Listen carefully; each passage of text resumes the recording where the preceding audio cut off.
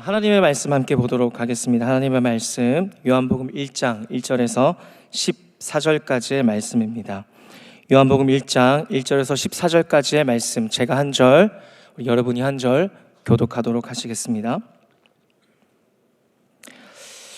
태초에 말씀이 계시니라. 이 말씀이 하나님과 함께 계셨으니 이 말씀은 곧 하나님이시니라.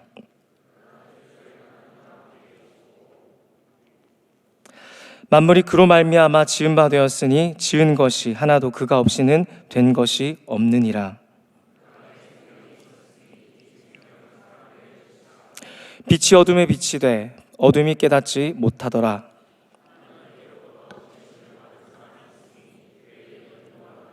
그가 증언하러 왔으니 곧 빛에 대하여 증언하고 모든 사람이 자기로 말미암아 믿게 하려 함이라. 참빛 곧 세상에 와서 각 사람에게 비추는 빛이 있었나니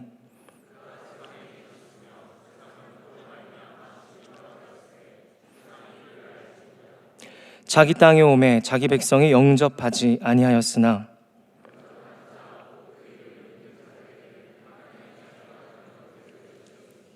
이는 혈통으로나 육정으로나 사람의 뜻으로 나지 아니하고 오직 하나님께로부터 난 자들이니라.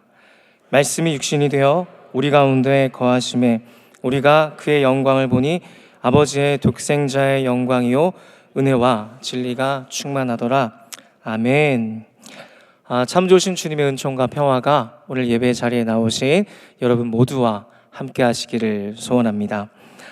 이 무더운 여름에 또 국내외 단기 선교, 또 교육부와 각종 여러 가지 사역을 섬기는 수고하는 여러분 모두에게 주님의 힘과 위로가 함께 하시기를 바랍니다. 저는 지난주에 젊은이 2부에 지체들 9명과 함께 일본 단기 선교를 다녀왔습니다. 노방전도를 통해서 현지의 일본인들을 초청하고 또 노래와 설교로 메시지를 전하고 또 새벽부터 준비한 음식을 나누면서 대접하고 교제하는 일들을 했습니다. 이날 주일에 한 일본 중년 여성분이 초청되어서 왔는데요. 이분이 예배를 마치고 돌아가시면서 자신이 좋은 사람이 된 것 같다라면서 예배 후에 우리 선교팀들에게 간식을 후원해주는 그런 감동을 경험하기도 했습니다. 덥고 습한 날씨에 같이 눈물과 땀을 흘리면서 일주일을 보낸 이 일본 선교팀에게는 전우회 같은 것이 생겼는데요. 이 선교의 일정이 마친 다음에 이제 돌아와서 카톡방에 또 SNS에 서로를 향한 그 그리움과 애틋함을 남기기도 했습니다. 이렇게 일주일간의 여정만 함께 해도 서로를 향한 그런 그리움과 애틋함이 생기는데 만약에 3년여를 함께 했다면 어떨까요? 바로 오늘 우리가 읽은 이 요한복음은 예수님과 함께 3년여를 동고동락한 사도 요한이 이 자신이 경험한 예수님의 삶과 사역, 죽음과 부활에 대한 그 목격담을 그리움과 애정을 가지고 기록한 책인 것이죠. 예수님에 대한 이 요한의 목격담을 이 본문을 통해서 한번 살펴보도록 하겠습니다. 시작부터 요한은 예수님을 말씀이다라고 소개합니다. 요한복음 1장 1절에 태초에 말씀이 계셨다. 그런데 이 말을 이해하기 위해서는요, 먼저 말씀의 정체를 파악해야 하는데요. 여기서 말씀은 헬라어로 로고스라고 합니다. 로고스 많이 들어보셨죠? 이 로고스 말씀은요, 고대 유대인의 세계관에서 단순히 언어로 된 말을 뜻하는 것이 아니라 초월적인 인격체를 뜻하는 말이었습니다. 그리고 이 초월적인 인격체는 요한복음 1장 1절에서 태초부터 존재했다라고 말합니다. 태초는 우주와 생명체가 처음 생겨난 때를 말합니다. 이 태초라는 말은 어떤 신학자가 이렇게 이야기했는데요.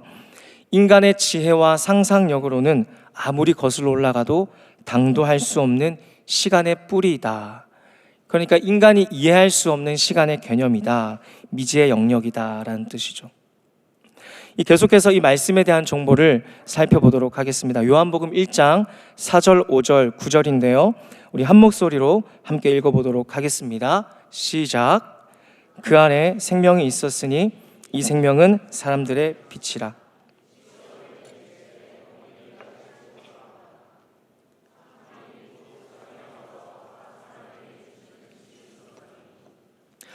네, 이 초월적 인격체인 말씀, 로고스는 만물에 생명을 주고 또 어둠에 빛을 비추어 주신다라고 말합니다.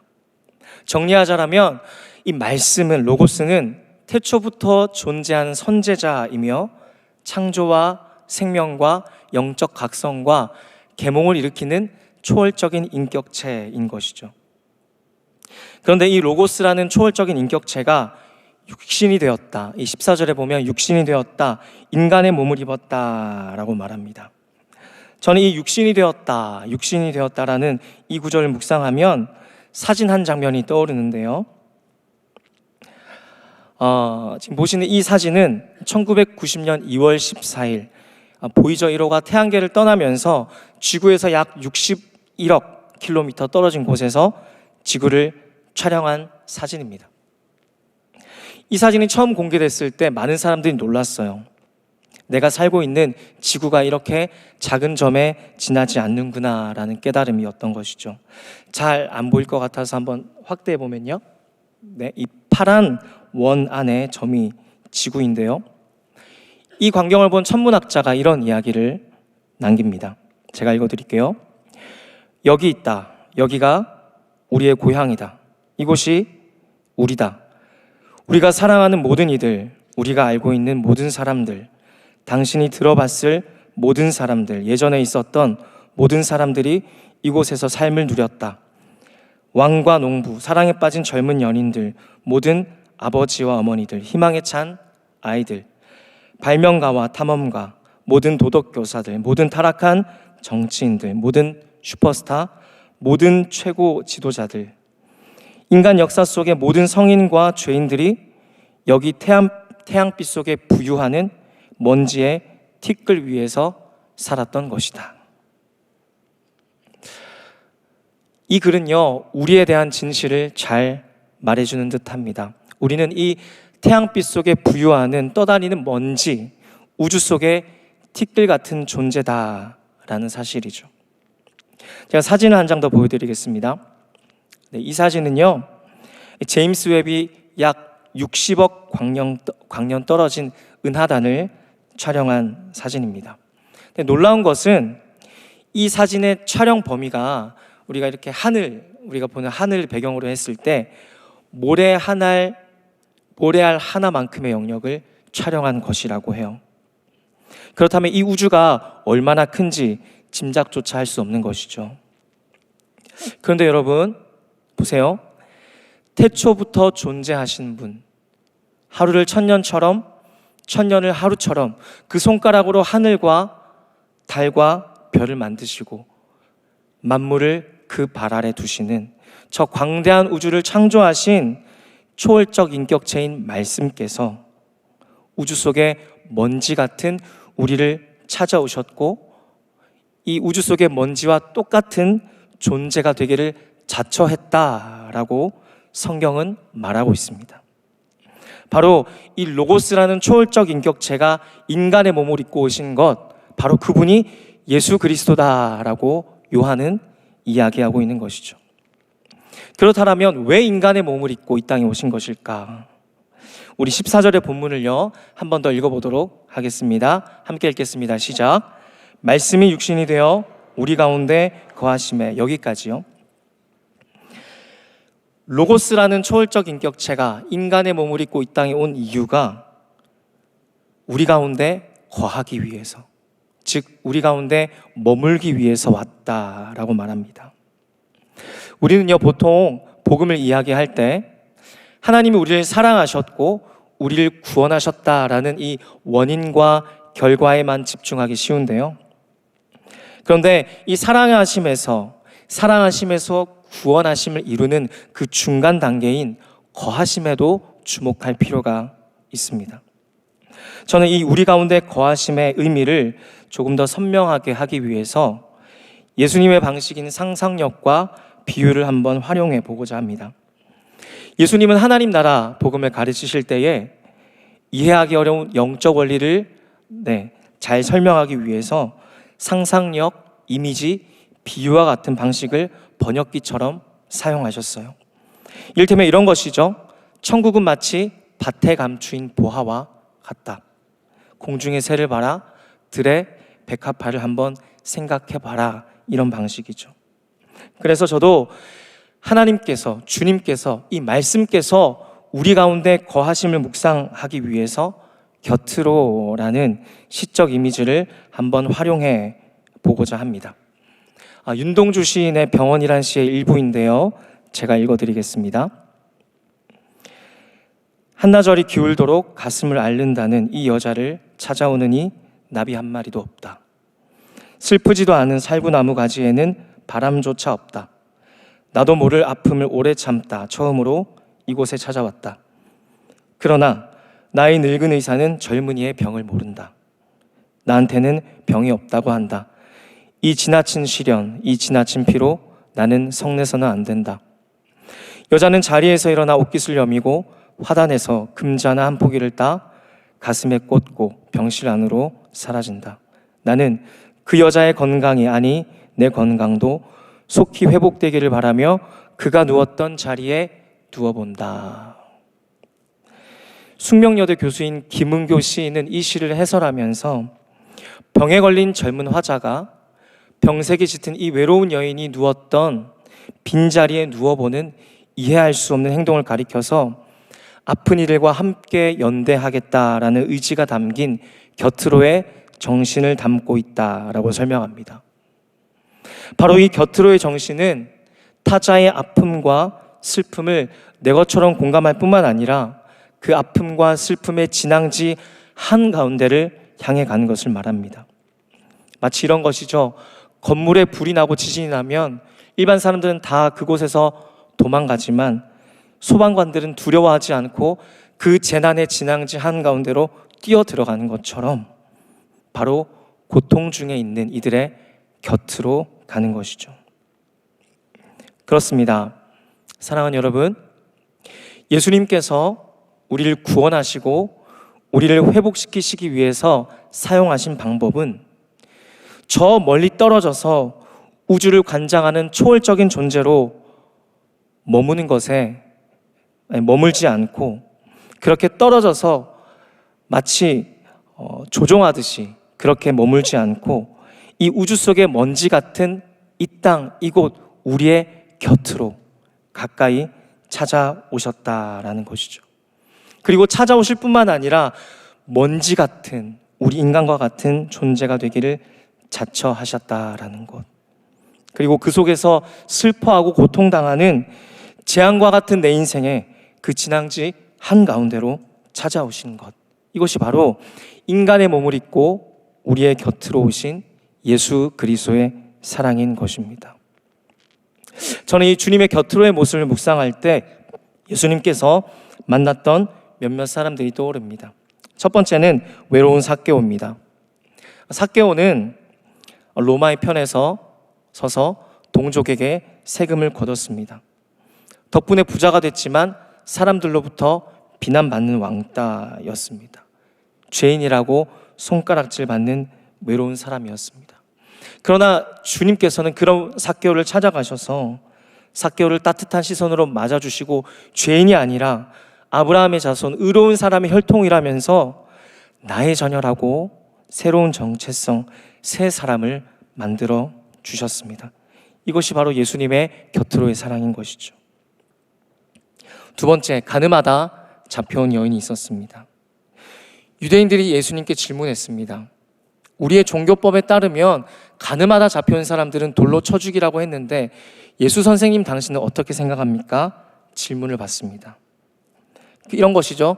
처형해야 된다라고 하면 사랑이 없는 선생인 것이고 용서해줘야 된다라고 하면 유대 종교법을 어긴 함정을 판 것이죠. 그런데 예수님의 대답은 놀랍습니다.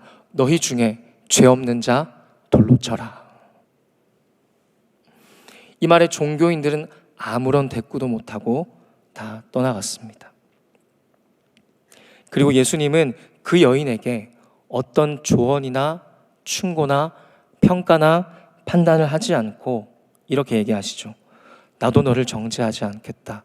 네가 할 일은 다시 죄를 짓지 않는 것이다. 그 여인의 수치를 덮어주시고 그 여인을 살려주셨습니다. 마지막으로 십자가의 한편 강도까지.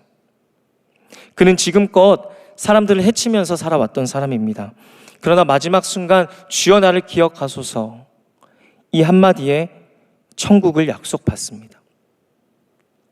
그런데요, 이 강도는 앞으로 성경을 읽거나 제자 훈련을 받거나 전도를 하거나 하나님 나라에 예수님께 아무것도 기여할 수 없었습니다. 그럼에도 불구하고 천국을 허락받은 것이죠. 바로 예수님은 이 강도를, 예수님은 그 사람을 쓸모나 이용 가치로 본 것이 아니죠. 그 자체로 그 한 영혼을 소중하게 여기셨던 것입니다. 바로 여기서 기독교의 복음의 본질이 드러납니다. 주님은 우리의 어떤 종교적인 열심이나 기여, 얼마나 열심히 봉사했느냐가 아니라 나의 쓸모나 이용 가치를 따지지 않고 내게 관심을 가지고 나를 소중히 여기시고 내 곁으로 찾아오신다라는 것, 이 놀라운 사랑이 바로 복음의 핵심인 것이죠. 오늘 본문을 기록한 사도 요한은요, 예수님의 곁에서 3년여를 보내면서 예수님께서 기적을 일으키는 것을 많이 봤을 것입니다. 병든 자는 나음을 얻고 죽은 자가 살아났습니다. 이런 광경을 보면 아마 내 신적 능력에 압도당했을 것입니다. 그런데 예수님은 그 자신의 능력을 사람들을 억압하거나 사람들 위에 군림하는 것으로 사용하지 않으셨습니다. 오히려 자기를 낮춰서 겸손하게 제자들의 발을 씻기시고 인생의 아픔과 슬픔, 그 고통의 진앙지 한가운데로 찾아가서 사람들을 회복시켜 주시고 살려주시고 끝내 자기는 죽기 위해서 굴욕당하고 십자가에 달린 그 모습, 그리고 죽음에서 부활하신 그 모습, 그 사건을 목격한 요한이 이렇게 증언하고 있는 것이죠. 제가 읽어드리겠습니다. 창조자인 말씀이 사람이 되어 우리의 곁으로 오셨는데 정말로 내가 목격한 이 모습은 영광스러울 뿐만 아니라 은혜와 진리로 충만한 경험이었다. 감탄사를 내뱉고 있는 것이죠. 저는 누구보다 이 곁으로의 사랑과 위로를 깊이 경험한 사람이라고 할 수 있습니다. 전에도 한번 나눴지만 첫 아이의 주검을 품에 안아야 했을 때 도무지 이해되지 않는 상황, 해석되어지지 않는 하나님의 뜻 앞에서 저는 그때 당시에는 제가 목사이지만 어떤 신앙적인 말도 위로가 되지 않았습니다. 다만 아내에게 미역국을 갖다 주시고 반찬을 가져다 주시고 아무 말 없이 곁에서 울어주셨던 그 사랑과 관심, 그리고 당장은 신앙적인 해석보다 정서를 잘 관리하는 것이 좋겠다라는 그 지혜 있는 어른들의 조언과 말을 넘어서서 존재로 슬픔의 곁을 지켜주셨던 그 감사한 분들의 사랑과 기도 덕분에 그 긴 터널과 같은 시간을 지날 수 있었습니다.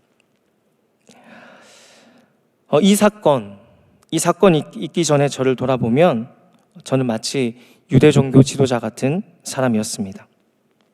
저는 목회자의 자녀로 자랐고 보수교단에서 신학을 했고 선교단체에서 훈련받고 열정적으로 사역을 했지만 어느새 제 안에 사람을 살리는 말보다 딱딱한 교리의 언어를 가지고 내 경험, 내 의, 종교적인 잣대를 가지고 사람들을 판단하고 평가하는 그런 뒤틀린 종교성이 자리에 있었습니다. 그래서 제가 자주 했던 말이 있는데요. 야, 사역은 그렇게 하면 안 돼. 예배는 그렇게 드리면 안 돼. 훈련은 그렇게 받으면 안 돼. 이런 말을 참 많이 했었습니다.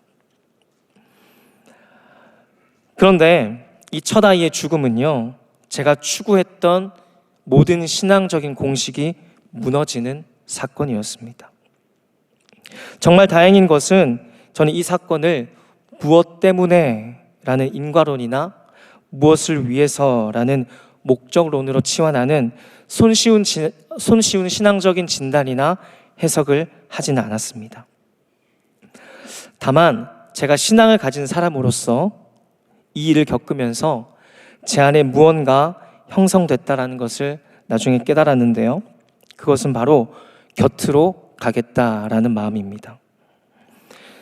고통과 슬픔 가운데 있는 이들이 있다면 그들의 곁으로 가서 사랑과 위로를 전하는 위로자가 되겠다라는 마음입니다. 이 메시지를 준비하면서 또 한 번 그때 저희의 곁을 지켜주셨던 고마운 분들의 손길을 복기해 보았습니다. 그분들이 없었더라면 아마 그 어두운 시간을 지나지 못했을 것입니다. 그래서 그 후로 저는 교회와 공동체, 사역을 섬김에 있어서 제가 경험했던 이 곁으로의 사랑과 위로를 가지고 내가 만나는 사람들에게 이 곁으로의 사랑을 가지고 섬기겠다라고 다짐하게 되었습니다. 네, 눈치채셨는지 모르겠지만 제가 2월과 6월 오늘까지 사실은 시리즈 설교를 하고 있는데요. 네, 첫 번째는 생명을 살리는 사람들이었고, 두 번째는 평화를 만드는 사람들이었고, 오늘 곁으로 가는 사람들이란 메시지를 전하고 있습니다. 이 세 가지는 저의 목회 철학이기도 합니다. 사실 저는 3, 4년 전에 목회를 그만두려고 했었습니다. 제가 목사로 사는 것이 좋은 그리스도인으로 사는 것을 방해한다라고 느꼈기 때문입니다. 나도 모르게 어느새 빗나간 방향성과 뒤틀린 동기와 목적이 자리한 것을 발견했고, 또 저의 안과 밖, 또 제도권의 한국교회를 보면서 느낀 회의감으로 인해서 목회를 그만두려고 했습니다. 그래서 전임 사역을 내려놓고 이제 일반 일을 하면서 파트로 교회를 섬기면서 다시 캐나다로 돌아갈 준비를 했었습니다. 약 1년여를 그렇게 시간을 보내면서 그 과정 속에서 내가 정말 하고 싶은 것이 무엇인가, 내 가슴을 뛰게 만드는 것이 무엇인가 스스로 질문하는 시간을 가졌습니다. 감사하게도 발견했습니다. 저에게는 생명이 참 중요한 것이었어요. 아이를 잃은 경험 때문인지 몰라도 생명을 살리고 그 생명이 제 몫을 누리면서 살도록 하는 일, 사람의 영과 혼과 육체가 생명을 얻는 것, 그 일이 제게는 너무 중요하더라고요. 그리고 두 번째는 평화. 하나님과 화목해 되는 이 평화, 내면의 평화, 관계와 공동체의 평화, 우리가 사는 이 모든 삶의 자리에 평화를 만드는 일이 제게는 너무 중요한 일이었습니다. 그리고 고통과 슬픔에 곁으로 가는 것, 그런 사람들이 있다면 그리스도의 사랑과 위로를 전하는 매개자가 되는 것, 그것이 바로 제가 하고 싶은 일이더라고요. 자, 보세요. 생명을 살리고 평화를 만들고 곁으로 가는 것, 이 일을 가장 잘할 수 있는 직업이 뭘까 고민을 많이 했습니다. NGO를 가야 되나, 여러 가지 직업 새로 공부를 해야 되나. 근데 그 고민 끝에 제가 내린 대답은요, 결국 목회였고 교회였습니다. 그래서 이 세 가지의 일을 하기 위해서 정말 떠나고 싶었던 곳, 정말 그만하고 싶었던 이 길을 다시 가겠다라고 다짐하고 지금 이 자리에 서 있습니다. 메시지를 마무리하겠습니다. 사랑하는 여러분, 예수님의 곁으로의 사랑은 고통과 아픔의 자리를 모른 채 하고 그 자리를 피하는 것이 아닙니다. 오히려 재난과 고통, 그 슬픔의 진앙지 그 한가운데로 뛰어드는 것, 그것이 바로 예수님의 곁으로의 사랑입니다. 이것이 바로 이 땅에 인간의 몸을 입고 우리 가운데 오신 예수님의 모습인 것이죠. 허물과 죄로 죽을 수밖에 없는 우리의 곁으로 오신 예수님처럼 우리 또한 우리 주변에 고통과 슬픔 가운데 있는 사람들이 있다라면 그들을 피해가지 말고 지나쳐가지 말고 그들의 슬픔 한가운데를 향해서 나아갔으면 좋겠습니다. 오늘도 어김없이 우리의 곁으로 오셔서 우리에게 사랑과 위로를 주시고 생명과 빛을 주시는 그 주님의 품을 경험할 수 있기를 바랍니다. 그리고 만약에 여러분 주변에 고통 중에 슬픔 중에 있는 사람들이 있다면 신앙적인 해석은 나중에 해도 괜찮습니다. 먼저 공감하고 함께 애도하고 함께 기억해 주는 것이 먼저라는 사실을 잊지 맙시다. 신앙적인 해석과 하나님의 뜻은 당장에 우리가 제안할 수 있는 것이 아니라 그 고난 중에 있는 이들이 하나님의 시간표를 거치면서 그 과정을 거치면서 나중에 그들 스스로가 고백해야 하는 것임을 잊지 맙시다. 절대로 충고하거나 조언하거나 평가하거나 판단하지 맙시다. 오직 우리의 곁으로 오신 그 예수님의 곁으로의 사랑을 기억하고 묵상하면서 주님의 손과 발이 되어서 그리스도의 곁으로의 사랑을 전달하는 그런 삶을 살아가는 저와 여러분 되시기를 주님의 이름으로 축원합니다. 아멘.